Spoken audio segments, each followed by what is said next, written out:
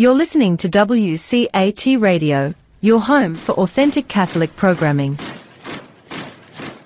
Welcome to The Open Door, a show based on the words in Revelation, "I have left an open door before you, which no one can close." This is WCAT Radio's longest-running show, which opened the door to the radio station in October 2016. It's currently offered by Jim Hanink, Mario Ramos Reyes and friends, and remains open to the love of God in its call to build a culture of life and a just social order through the panel's discussion of the Catholic social teaching principles of solidarity, subsidiarity, and economic democracy. The Open Door also explores nonviolence, distributism, and communitarianism. So join us at The Open Door, where you too can be part of the conversation. Welcome to The Open Door. Jim Hanink here with fellow panelists Mario Ramos Reyes and Christopher Zender. This week, James Hartley, professor of economics at Mount Holyoke College, one of the Seven Sisters, is our special guest.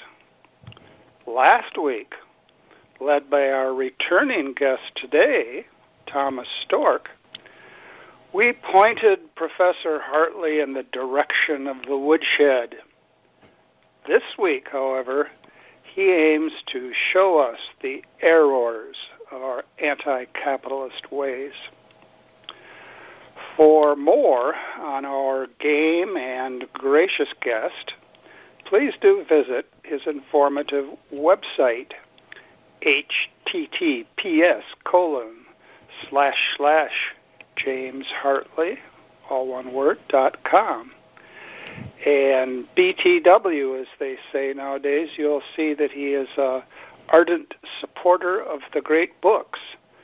And our gentle auditors know that on a number of occasions we've discussed the great books, most recently with Elaine Weissman, who is, what could I say, the keeper of the legacy.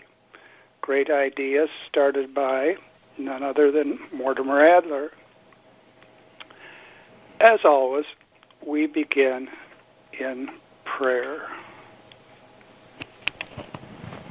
Come, O Holy Spirit, fill the hearts of your faithful, and enkindle in them the fire of your love.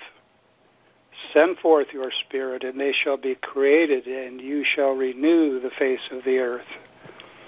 Let us pray. O God, who has taught the hearts of the faithful by the light of the Holy Spirit, grant that by the gift of the same Spirit we may always be truly wise and ever rejoice in his consolation through Christ our Lord. Amen. Amen. I think that Tom Stork, our returning guest, should pose the first question to Professor Hartley, and I think he'll allow us to refer to him as Jim. That's right. Pose our first question to Professor Jim Hartley, who, after all, is on record as not interested in softball questions. So, Thomas, can you get us going? Yeah, I hope so. Just, Professor, you spoke in your article about the toward the end. You said there is something inherently problematic about looking at the level of existing wealth and saying, "Let us stop here." Now that we have modern medicine and the internet, why should we aspire for more? That sentence reminded me so much, almost in terms of grammar or syntax, with another sentence that I know both you and I would recognize as having great authority, namely St. Paul to 1 Timothy 6:8, if we have food and clothing, let us be content with that. Those who desire to be rich fall into many snares, for the love of money is the root of all evils. Now, I'm certainly not in favor of people being in poverty or in destitution especially, but I would argue and ask you, would you agree with this? Is there not some reasonable level of wealth that when we reach it, we can say with St. Paul, we have food and clothing, let us be content with that, or we can say with ourselves, we have a lot more than food and clothing, so maybe we should be content with that. Well, I think it depends a lot on who the we is in that sentence, right? So I think Paul is absolutely right that in each individual, right, we can all sit around and aspire to just become wealthier and wealthier and wealthier and lose sight of the things that really matter. And that's what he's talking about there, right? So if we get obsessed with the pursuit of wealth, this is the root of all sorts of evil, this idea that greed becomes the dominant obsession in our lives. But what we also have is we should help the widow and the orphan, and we should be charitable, and we should do all of these things. And one of the ways that you help widows and orphans and you're charitable is by having wealth at your disposal to help widows and orphans and be charitable. And so if we can imagine sort of a society becoming wealthier, the wealthier society will still have sinful human beings who still need Paul's admonition to avoid greed and making this the center point of their life. But living in a wealthier society does allow us to care for people more than a poorer society would. And I don't think those are mutually contradictory statements at all. That what we would aspire to is if we could have a wealthier society where even the poorest among us are better off, right? We'd still have the temptations to sin, but that would be a better society than a poorer society. And so if you look at sort of what it would be like to be poor in Paul's day and what it's like to be poor in the modern age, I have a hard time imagining saying, well, we would be better off if the poor were the same as they were in Paul's age. Well, the funny thing is, though, in your article, you don't talk much about charity. You talk about capital movement and investing capital. And while I'm certainly not denying the necessity for investing capital, the example you start off with of somebody closing a factory so that he can make more of a profit in another place, and regardless of the effect that has on the town that the original factory is located in, doesn't sound like charity to me. It sounds like the notion that somehow economic freedom is always going to redound to the benefit of everybody. And it seems to me, if you look at history or even just contemporary society, you see that that's not true at all. For example, since approximately 1980, a little before that, there's been a dismantling of many regulations and structural things in this country which inhibited the movement of capital, and the effect has not been a general increase of wealth that's distributed across the society. Rather, it's been an increase of wealth for those who have the power and who control wealth. And it seems to me that's a rather heavy indictment of your general thesis. Well, there again, I think it depends upon the perspective we're taking, right? So if what you're saying is there are still greedy people in the society today, absolutely, there are still greedy people. There are still people who do bad things in society, and we still have all the 7 deadly sins still exist, and people indulge in all sorts of behavior that we might condemn.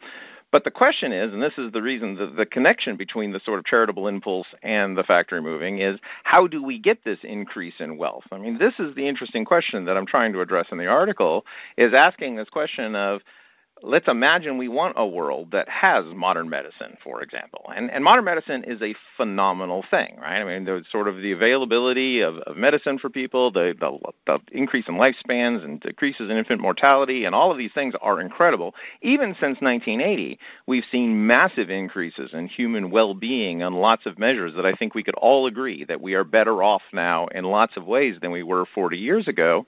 Those things don't just appear dropping out of nowhere, right? They come from something. There's something driving this advent of all of these abilities to generate the wealth. So if we wanted to help the poor, having more medicine available to help the poor is a good thing. Having the internet is a good thing. There's a lot of good things that come along with this. And if what your argument is saying, well, yeah, but there's still some bad people out there. Well, of course there's some bad people out there. There are bad people out there in 1980. There are bad people out there in 1880 and 1780 and 1680, all the way back to the Garden of Eden, that people have been engaging in problematic behavior. But the question is, a different question I'm trying to ask here is, how do we get the good things here, the things that we can agree we would like? And if what we want is the sort of lifestyle with the sort of decline, you think about infant mortality, as we can use as an example. You go back 100 years ago, it's something on the order of 15 to 17% of all children born die before the age of 1. And then you can add another maybe 15 to 20%. So we're talking about a third of all kids die before the age of 5. That's a hard society. If you're imagining you have 3 kids and one of them is going to die by the age of 5, that's a tough society to live in. And that number now is less than 1%, right? I mean, it's sort of phenomenal when we're looking at the sort of progress in those sorts of things. Life expectancies 100 years ago were under 50, and they're now over 75. I mean, that's an extra 25 years of life to be able to go out and do things. I mean, these are amazing achievements. They don't come about just because they just pop into being. They came about because we freed up the movement of capital and the sort of the dynamic of the societies to allow people to invest in things and develop businesses. That's what we need to remember. And then if we're still worried about the fact that there are people engaging in bad behavior, maybe we should address that as a separate thing. But we don't want to, throw out the baby with the bathwater here. You don't kill the goose that laid the golden egg. You have to step back and say, why are all these good things coming about? Well, no, I wasn't exactly saying that there are bad people, although obviously there are. I was saying that the freeing up of capital does not result in a kind of a one-to-one correspondence with increased well-being. You're, I'm sure, aware of the fact, just to take your example of the last 40 years, that life expectancy now is starting to fall in certain demographics in the United States, and yet, why is that? Well, they don't have a lot of control of the economy. I mean, one of the important points, it seems to me, in any kind of realistic economic analysis, is to ask the question of who controls the wealth, who controls the outcomes of economic decisions, economic transactions, and so on. And those who do, they have considerable power. Now, even in the example civilization example, you give this the secular example of the last 100 or 200 years. If you go back to an earlier age, you'll find before, for example, the enclosure movements began, you'll find a higher level on by and large of well-being, which then, when you have the rise of the factories, was a tremendous imposition of poverty and destitution on those who didn't have any economic power. And yes, that got better. And often people, when they're talking about, the wonderful things that capitalism has done, they begin their analysis around 1820 or so, and they say things got better. Well, yeah, after things got terribly bad, they did get better. Was that partly because of capital movement? Yes, partly. Partly because of labor unions? Yes. Partly because of government regulation? Yes. All these things. I'm not against capital movement. It's not an either-or thing. It's a question of, is this an unmitigated good? And I would say, no, it isn't an unmitigated good. It needs to be channeled through all kinds of things. Let's move the conversation just a bit. We're not forgetting anything that's been said, but I think all of us would agree that we want more ownership rather than less ownership, and we want that ownership recognized. And last week, Mario was very keen that we discuss another case. It's more than a case. It's a case and a conundrum and a catastrophe. The fact that all sorts of land is owned in a shadowy sort of way in third world countries that should be owned directly and clearly, and that increased ownership would be a benefit for everyone. Mario, do you think you could pick up a bit on that question? Well, the issue was about the observation of or the reference to Hernando de Soto claim that in Latin America, generally the peasants or workers don't own their own homes, and that prevent them from getting some capital because everything is owned by the state, or at least they don't have the title. And in order to get a title, you have a bureaucracy there, which is not a rational bureaucracy. It's just full of people, politicians, who prevent you from getting your title. And that shows that these areas are very, very difficult to move forward. And so, and I think that is factually true.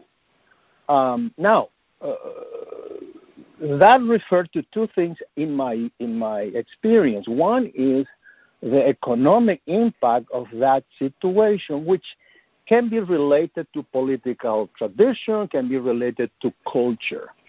Now, going back to the discussion, and I was thinking about this past week, if you close a factory, and by doing so, you let people don't have their jobs and they start wandering, moving other places, you kill that town, small town.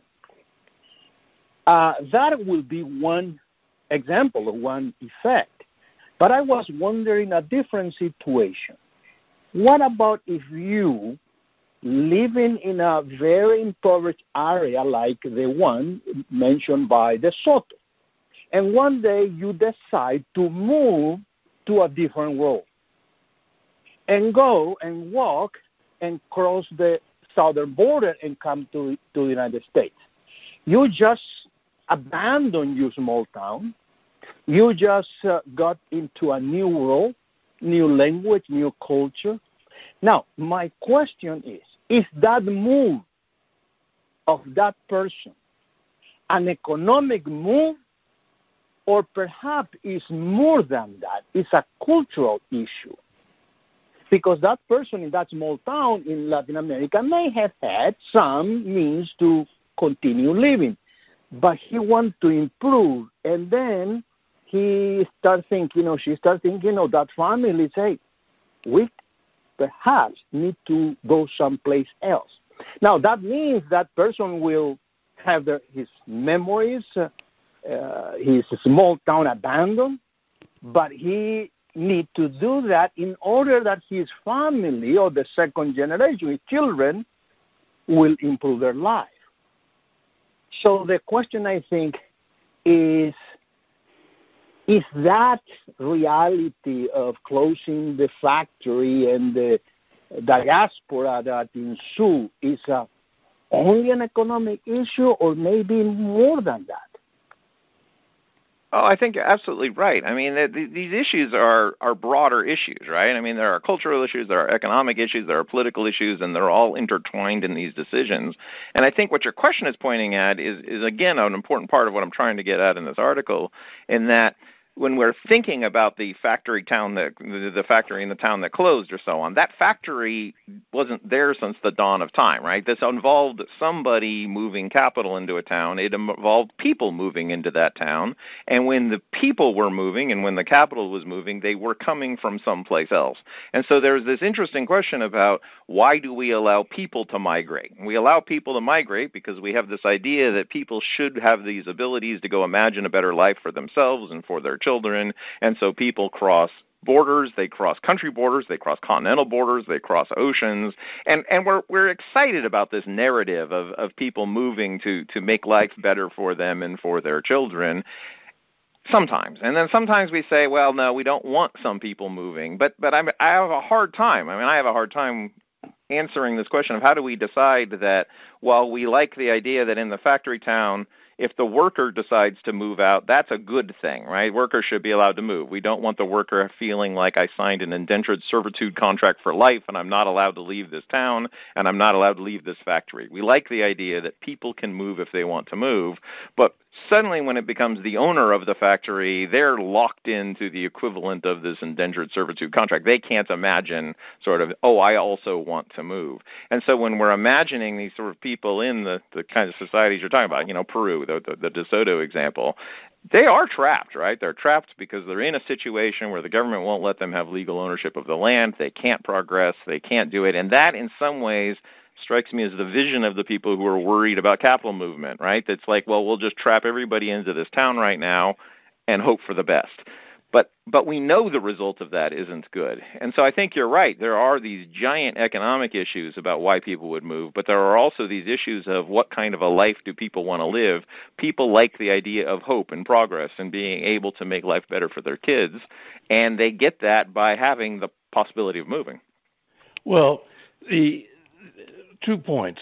One is that in the case of the factory owner, the reason his moving of his factory, his moving of his capital, is going to have very likely severe deleterious effects on a lot of people, whereas the movement of one worker is not probably going to do that. So that's in and of itself an obvious contrast at the outset. Secondly, I think when we talk about people moving, obviously if people are in destitution or in poverty, yes, I understand very well why people move.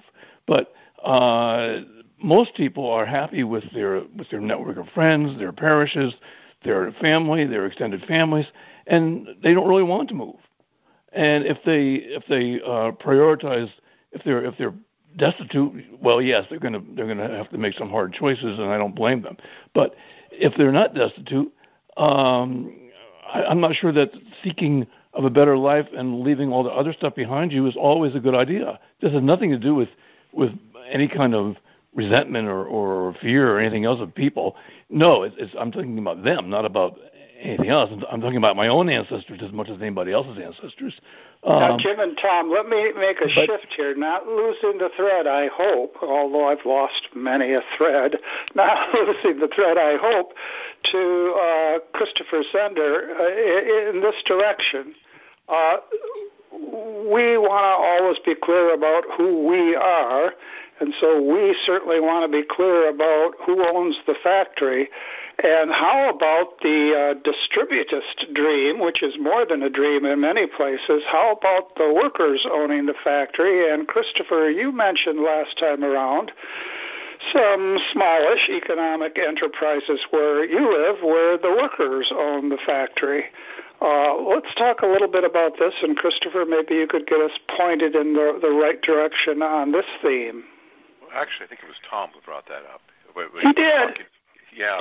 What am I giving you credit for? Talk on. You already owe me $20, but go ahead. Well, yeah. If I may, there's a prior question I'd like to ask, since Tom's point, and that's the question of. Well, I was great books trained. That was my undergraduate work, so we have something in common, Professor Hartley. The question always asked is, when we're discussing a book, what is the author's intention? What is the author's point in this? When I read your article, I read it initially as it's written by an economist. But in the course of the article, you make many moral claims, and it based upon, it seems, economic reasons. So, and then in this conversation, we've been using the term better life constantly, which is a moral category, really, when you think about it. What makes a life better? What makes it worse? Is one who's wealthier better off simply? Might lose by becoming more wealthy. When we're making these moral judgments, is this article of yours, is it meant to be a work of moral philosophy, or is it meant to be a work of economics? And if it's the former, or if it's a mixture, what are the principles of judgment upon which you judge a human life to be better, the human life to be better? What are the moral principles upon which you are operating in this article?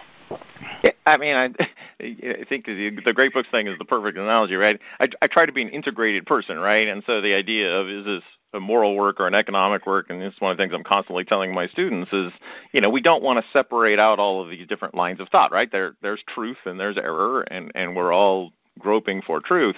I think what I'm trying to get at in the article, is, as far as the moral part of it is, part of what we know makes life better is these kinds of things I was talking about. decreases infant mortality, having access to sort of the internet, the fact that this podcast can exist and people can listen to it is a good thing. There are a lot of these good things in life. And one of the things that happens in this literature where people complain about factory owners moving factories out of town is they lose sight that the factory owner moving the factory out of the town is just a small part of a much bigger picture, right? There's a much larger story here. And so the moral philosophy type claim is we really need to be thinking about the whole here. We shouldn't just be isolating this one act and saying this act is bad when that act is in this web of all of these other activities. And then when we want to ask what is a good life, I think you're absolutely right. Is more wealth a good thing, right? Does more wealth make people have a better life? And we actually have fairly good kind of just survey data on it. Wealthier people aren't happier than poorer people once you cross some sort of subsistence level.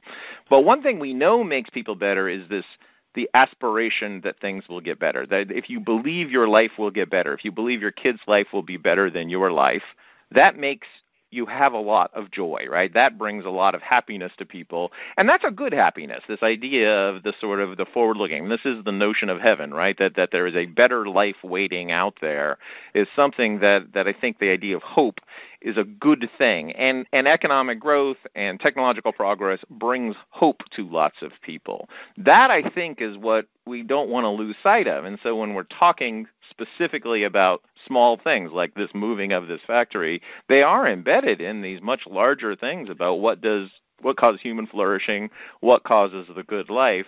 And we don't want to think of the economics of that as completely separate from the morality of it, or sort of the idea of this, what is the good life. And I think, getting back to something Tom was saying, it sort of captures exactly this idea. He made the claim that, when a worker moves, it doesn't cause harm to everybody else in the community. But one thing we actually do know about the workers moving, right? So the case brought up earlier about moving out of Peru, the people who are most likely to move are the people with the biggest entrepreneurial spirit, the most adventurous, the people that are sort of willing to launch out. You deprive a community of that set of resources, the people who are most likely to be entrepreneurial and do the risk-taking, you actually are depriving the local society of something. And so this becomes this idea then of, if we want to think about the community as a whole, one way we could look at it is say, well, we don't want anybody that's risk-taking and entrepreneurial to ever leave this community, and so we'll lock them into the community, and that will benefit that little local community. Or we say, no, we want a society where we are going to allow those people to leave because the ability to leave is really important to generating the dynamism that we wanted in the society in the first place. And I think those are the ways when we're trying to think of the good life, we have to be thinking about it like that. We have to be thinking about, well, why does this society exist in the first place, and what would cause damage to society? And they're way more complicated questions than I think a lot of people want to give them credit for. I'm going to make a bold claim here. And while I would agree that in some respects there have been real improvements in, say, life since 1960, let's pick a date, in other respects the improvements really have been rather trivial. And I would include things like this podcast and the Internet. The idea that... Oh, my God, go ahead. That was a bold claim, and you warned us. The idea that you sometimes get the idea that until the last 10, 20, whatever number of years you'd care to name, human culture did not exist. I mean, where did all these great books come from? Gee, they didn't have word processors to write them. How in the world could they have come into being? When people were checking their references, they didn't have the internet to look up something real quick. Jeepers. And yet, in so many ways, the culture then was richer. The intellectual life was richer. So I'm not denying the possibility and the reality of progress in certain respects, but I am going to put a question mark, and more than that question mark, to the idea that all these things have been better for us. They haven't been better for us, and if they haven't, and even if they have all been better, they've been at a price which we are still paying. So. Right, but to take the example of the great books, right? If you go back 200 years ago and you ask how many books did the average person have, they might have had a Bible. And now they have access to all of the great books, right? So you want to be able to read Plato. You want to be able to read Augustine, right? You want to be able to read these guys. Once upon a time, most people could not afford a copy of Plato or Augustine. They were rare. They were hard to get. Before the invention of the lending library, they were nearly impossible to get. And now everyone can sit down and read Confessions, right? They can get access to it. They can get a cheap paperback copy. They can find an online version of it. That is progress since 1960. Just people's ability to read the Divine Comedy is so much bigger now than it was in 1960. That is an unmitigated good. I have a hard time figuring out how that's not a good thing. And between, say, 1750 or 1720, if you want to be, and today, do you think the percentage of people that read Plato, that read Augustine, is larger now or smaller? Those are actually really deeply fascinating questions. I think it's probably larger. It's not 100%, but I think there are more people that are getting higher levels of education than they used to. Well, the number of people reading Plato for pleasure is a deeply fascinating question. Is it that?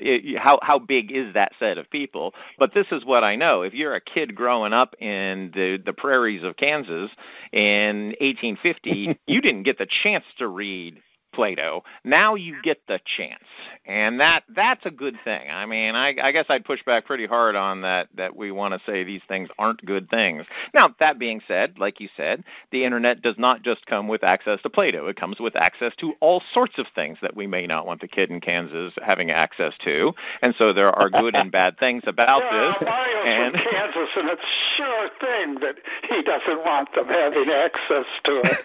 All right, now, folks, listen here. I'm supposed to be the facilitator, and we know that there are 5 of us, and 5 is a lot, so that's why I'm supposed to be the facilitator.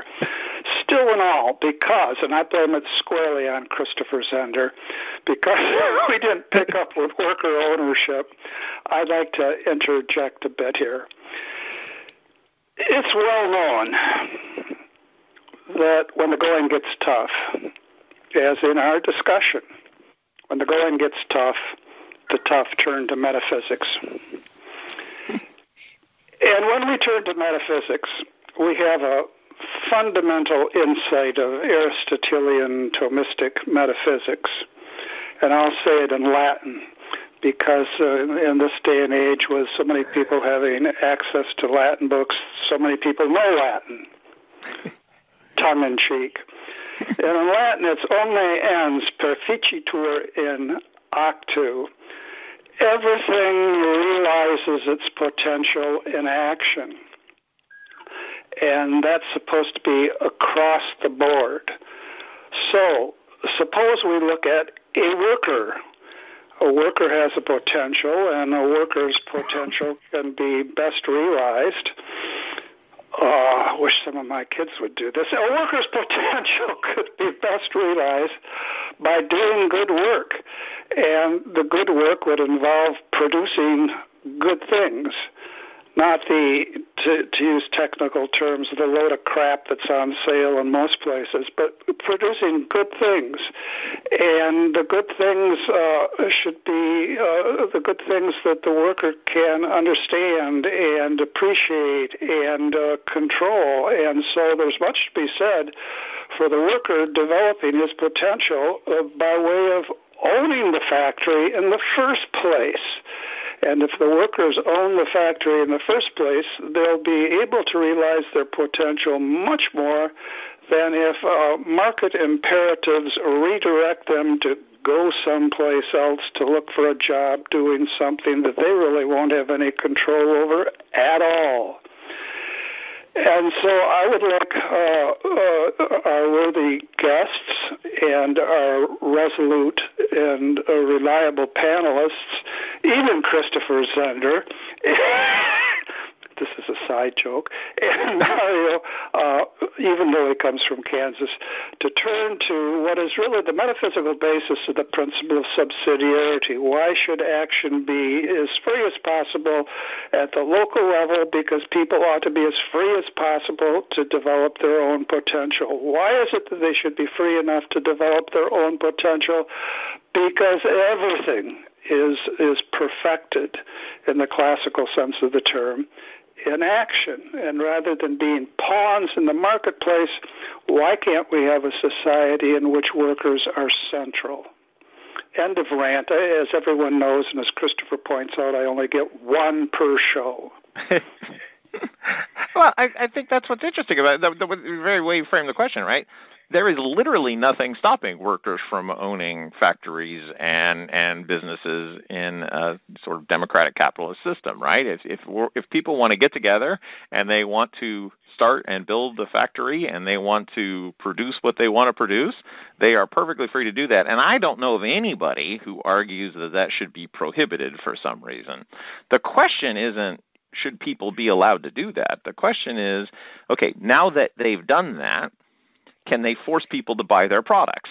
And again, we might want to pause before we say, well, we're going to force people to buy the products of the worker-owned factory, right? They've got to convince people that the products they're making are better or at a better price or in some way superior to the products that are being made by other factories or in other places. And if they can't persuade people that their products are worth the price they're charging for it, well, then they'll go out of business. And that, I think, is the challenge, is that if the workers get together and form a factory, it might be nicer for them in some ways. They may enjoy their life in a different way. They make products that they prefer and they like better. But if nobody wants to buy those products, they'll go out of business.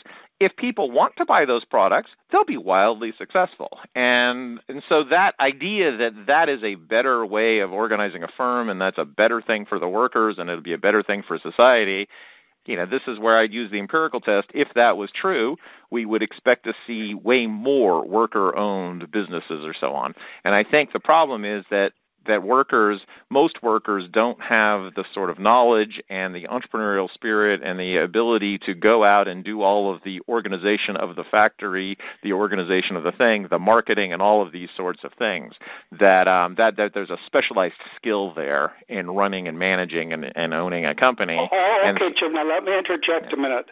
On the one hand, you want to have a holistic approach to all of these issues. You tell your students, and rightly, that all of these things come together. On the other hand, it seems to me that you're suggesting that we do the capitalist thing first, and after we do the capitalist thing, after there's the surfeit of material goods, then we work on the character thing. But we can't do it that way, because if we are living in a small town someplace and the big box store moves in and the big box store has the accumulation of capital coming from all over the place, disinterested capital, the big box store can undercut the prices of the local people. The big box store can flood the networks with advertising, and bit by bit, the big drives out the small, and the big turns out to be, oh my gosh, the big is directed by the folks that we wish they had a better character, but they don't, and so what can we do? We have to let the capitalist process take its course. But in taking its course, it poisons the water. You admit to all that, don't you, Jim? No, I think what you're doing is, you're making a really important point here, right, that I completely agree with in this sense, right? So Michael Novak. I knew you did. Yeah. Michael Novak's book, Spirit of Democratic Capitalism, I think is sort of the best description of sort of what we might be talking about when we talk about the word capitalism has such vague meanings, everybody sort of does it. But what I like about Novak's formulation is he says what we have is we've got this system where we've separated out these centers of power, right? So there's political power, there's economic power, and then there's this moral cultural power. And that the entire system works because they're separated out. The people who have the political power, the people that sort of run the organs of government, they're there to protect liberties and protect rights or provide sort of basic government services. People with the economic power are the ones that are meant to deliver goods. But it's this moral cultural order that's designed to develop the sort of what is moral behavior. And what the argument you're fundamentally making is the moral cultural order hasn't done its job in convincing people don't shop at the big box store, right? It just hasn't convinced people of that. Rather than fault Home Depot or Walmart, the really interesting question to me is why have we been unable, or why have people who really think that Home Depot and Walmart are evil been unable to persuade people of that? That's a problem of the moral cultural order, not of the Home Depots and the Walmarts. So you think that the people who Jim, you think that the people, Hartley, that the people who say, if you take your argument to its logical conclusion, I can open an abortuary or a whorehouse, and if people patronize me, I'll say it's not my problem. The problem is we haven't convinced people not to come and patronize my business. People like TV shows like that, don't they? People like all those TV shows. John Stuart Mill, I mean, the good will always win out. No, it won't. But I think your example is exactly right. If you don't want a whorehouse in town, right, you have to persuade people in this system that we don't want this in town. Now, you can do that through legal mechanisms, but you're going to have to persuade people to vote for politicians who are going to say this is important to this. There's a persuasion aspect there. And so the problem is not that the owner of the whorehouse wants to open a whorehouse in town. I mean, that is a problem, right? But that's not the reason you have the whorehouse. You have the whorehouse because the growth of the whole great state of Nevada depends on this sort of thing. Yeah. And you can tax it, too. Why is it, though, that, for example, in towns, as Jim Hannick said a minute ago, these big box stores have a lot of capital. They have a lot of money at their back. So are you saying that local politicians, local city councilmen are impervious to sometimes outright bribes, sometimes just less than bribes, in order to shape legislation so that it does allow big box stores in, or even worse? I think the difference between the whorehouse and big box store is a perfect example.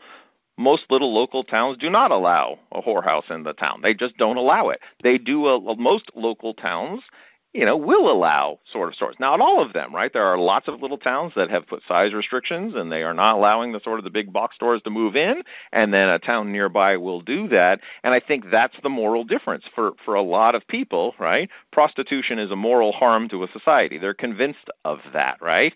Shopping at Home Depot is not a moral crime, right, for most people. And I think that's the interesting question is, why do people think it's okay morally to shop at Home Depot, but they don't think it's okay morally to have prostitutes in town? And I would submit that those are not the same sort of moral harms in any way, form, or manner. That buying, something at a Home Depot is not a moral harm in and of itself, whereas visiting prostitute is clearly a moral harm in and of itself.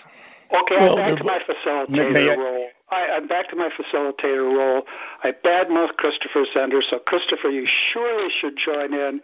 And Mario, please get back in here and pull your oar, guy. I have a question. I was listening very carefully, and Dr. Hartley, you said something very interesting. You said, well, if you have a small store and then a big firm move into town, let's say a library, and that big store drop the prices because they have a capital, people will go there and buy their books, of course.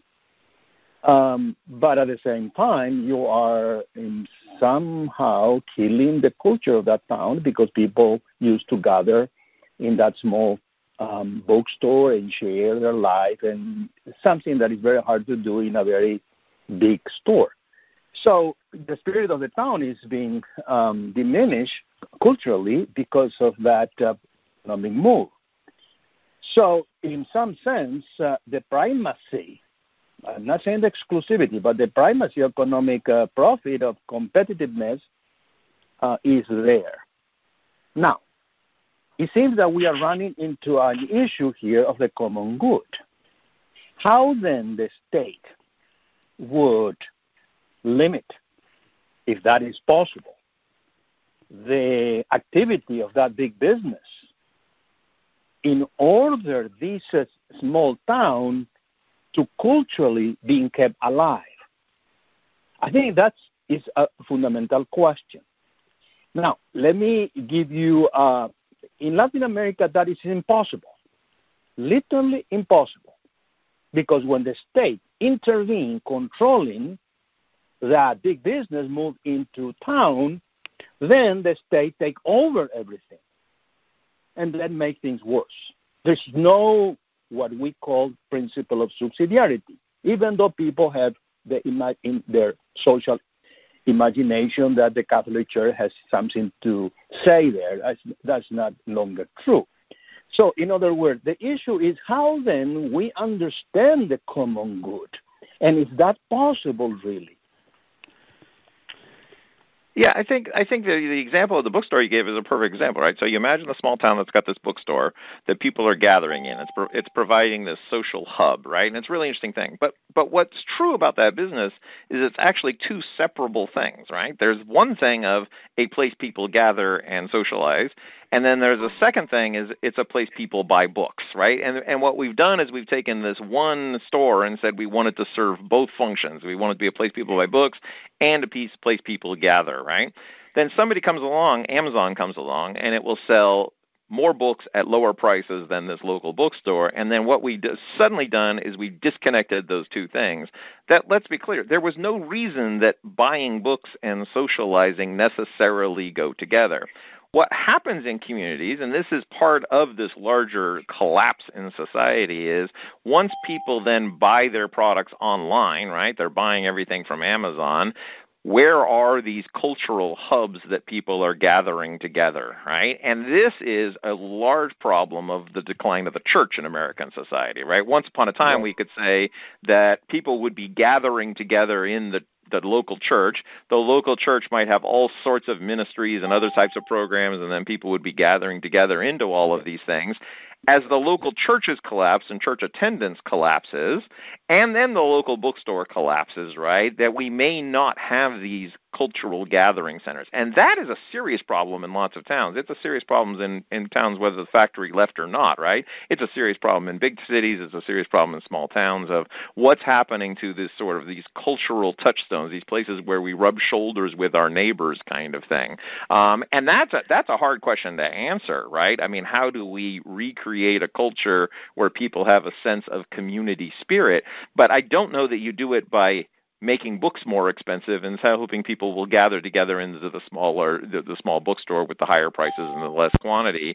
We need to be thinking more broadly about how to resurrect those community forms, and that's a problem that there are people trying to think of it, but it's a tough problem.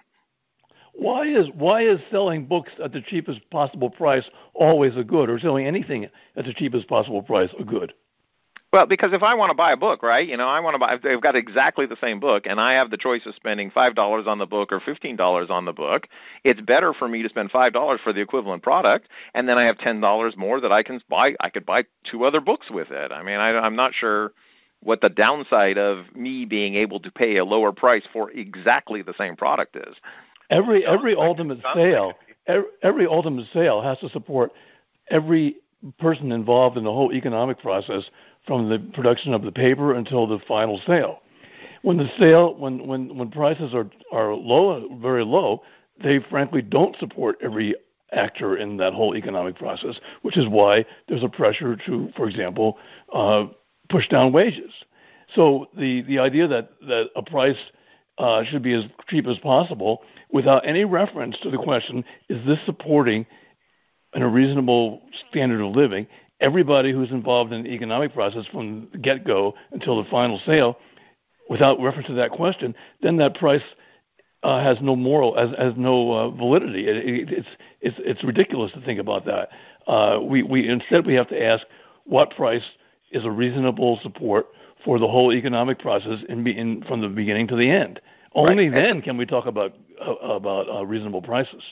No, and then what you've just done there is you've combined 2 things into the price. You've combined the price I'm paying for the book. So in this case, imagine the book used to sell for $15, I can get it for $5. It costs $5 to get the book. And then there's this other $10 that I used to be giving to someone. It's the equivalent of a charitable contribution. So I'm giving it to the local bookstore owner. I'm saying, okay, I could get this book for $5 on Amazon, but I'll pay you $15 for it. And then what I've done is I've bought a $5 book, but handed an extra $10 to the local bookstore owner. Charitable impulse is good. I have no qualms with charitable impulses, but let's not call it anything other than what it is. What you're basically saying is in buying the products, we should embed our charity in the products. People should be more charitable. I'm all in, right? But should you be more charitable to the producers of the products you buy? Are they the most deserving of your charity? That's not obvious to me. That if I had the $5 and I said I'm going to spend $15 on the book and then I give $10 to a local orphanage, right? Is that a worse use of my funds than spending $15 in the older system? And again, right, we'd have a hard time making a moral claim that no, it was wrong to buy the book for $5 and give $10 to the charity. I should have just paid $15 $15 for it in the first place. This has nothing to do with charity. That has nothing to do with charity. Please. Christopher. Okay. Well, yeah, interesting your claim, because what Tom was saying was that it's not simply a matter of charity that you're paying that extra $10. It's a matter of justice, because what we're talking about are wages. In other words, that along the supply of production and of mercantile exchange, because the lower price necessitates, in many cases, people actually making too small a wage and not being able to properly support themselves. Now, is that, giving those people that wage, is that a matter of charity, or is it a matter of justice? If it's a matter of justice, then you're actually $10 you're spending is not an act of charity. Right. So what you're making there is you're implicitly making the just price claim, that there is such a thing as a just price out there that exists independent of the market price.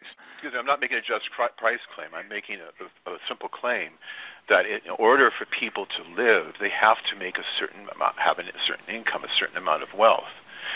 That has to be taken into account whenever we are pricing something.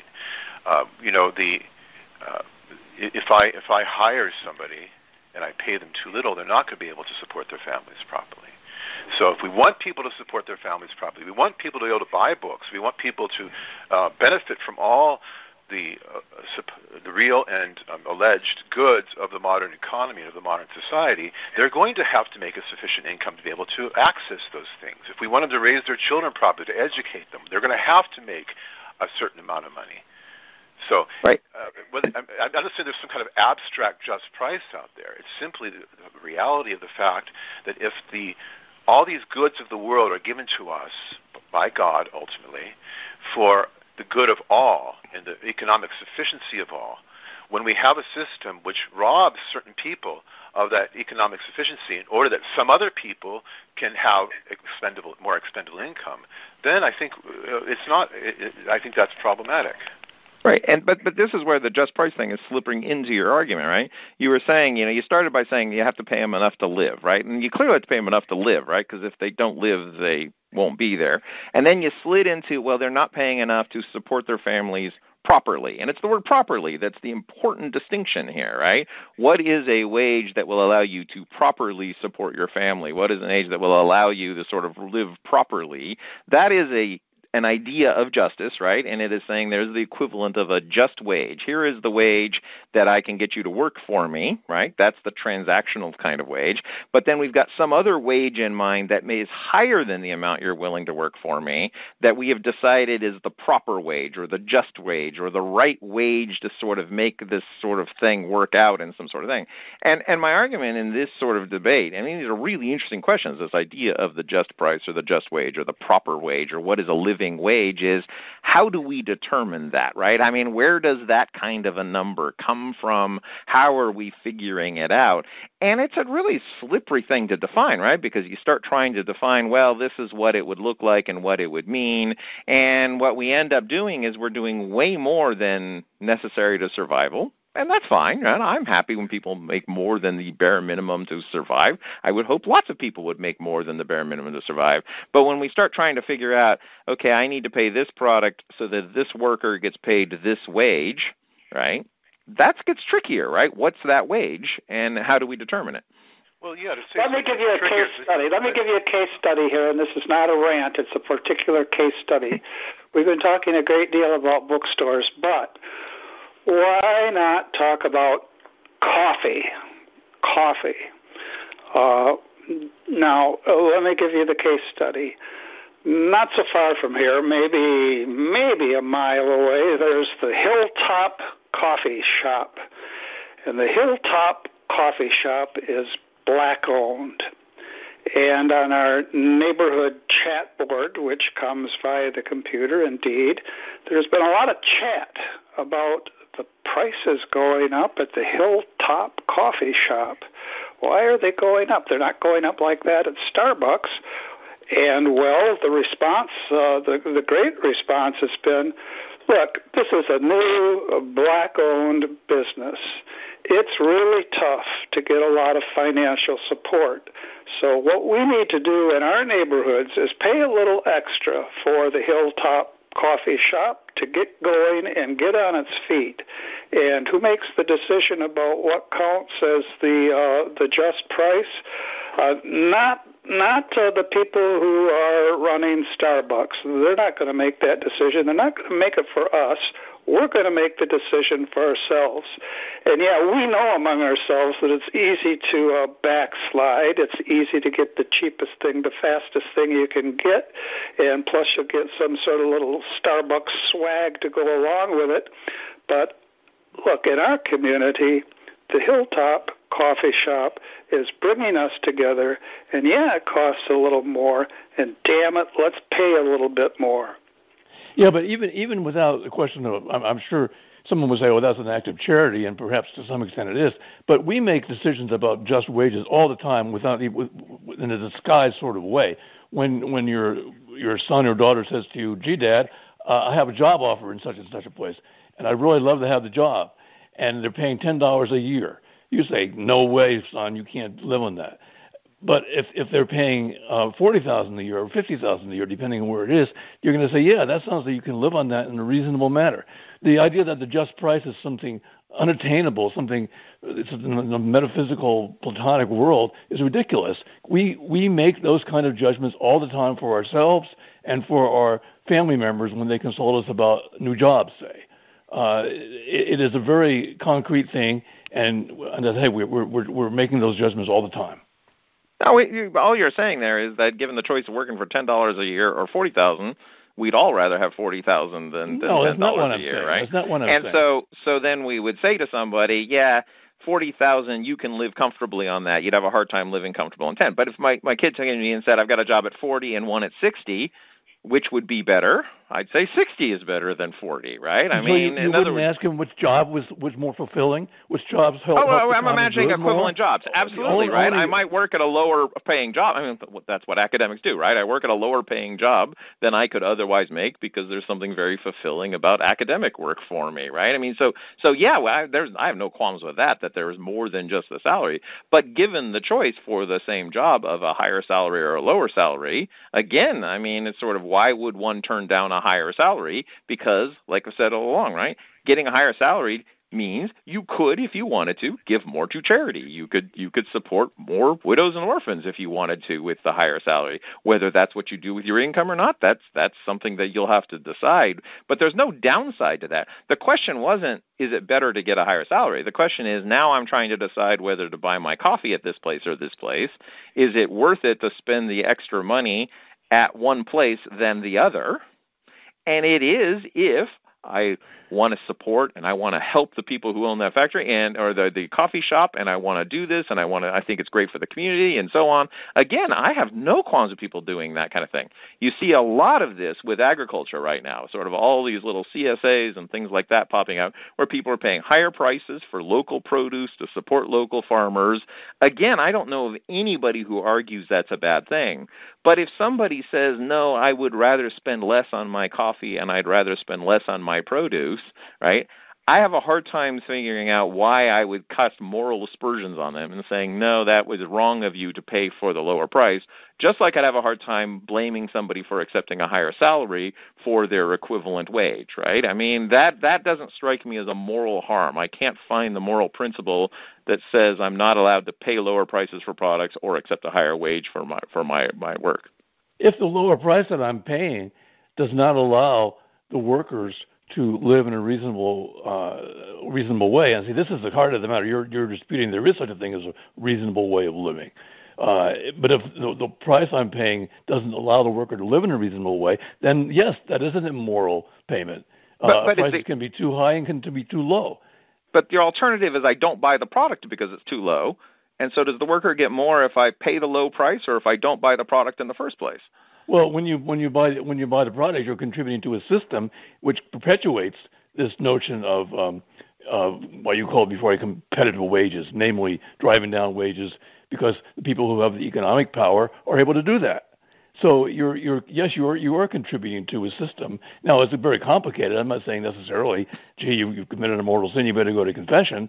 Sometimes yes, sometimes no. But overall, speaking of it from the point of society, yes, you are part of a bad system, and we need to work as a group to change this system.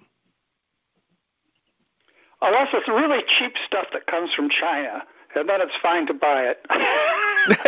That's right. Or unless there are jobs to develop in our little community because, well, this escort system moved in, and people, everybody needs an escort now and again. Well, at any rate, people, I think our impartial, judicious, most of all persevering and loyal auditors would say that we're all in the woodshed now. Those that lingered were induced to come in, and some of us maybe were already in the wood shop. And we certainly thank Professor Hartley, and we appreciate his rejection of softball questions, and I'm sure he is A-OK with our spitballs. It's been a fabulous conversation. Only through to him. And in the end, we know where the search for wisdom brings us. And today in the liturgy, Wednesday the 7th, it's a very short gospel. This comes from the Holy Gospel according to Luke. Jesus was praying in a certain place, and when he had finished, one of his disciples said to him, "Lord, teach us to pray just as John taught his disciples." He said to them, "When you pray, say, 'Father, hallowed be your name. Your kingdom come. Give us each day our daily bread, and forgive us our sins, for we ourselves forgive everyone in debt to us. And do not subject us to the final test.'" Come, Lord Jesus, come. Hello, God's beloved. I'm Annabelle Mosley, author, professor of theology, and host of Then Sings My Soul and Destination Sainthood on WCAT Radio. I invite you to listen in and find inspiration along this sacred journey we're traveling together to make our lives a masterpiece and, with God's grace, become saints. Join me, Annabelle Mosley, for Then Sings My Soul and Destination Sainthood on WCAT Radio. God bless you. Remember, you're never alone. God is always with you.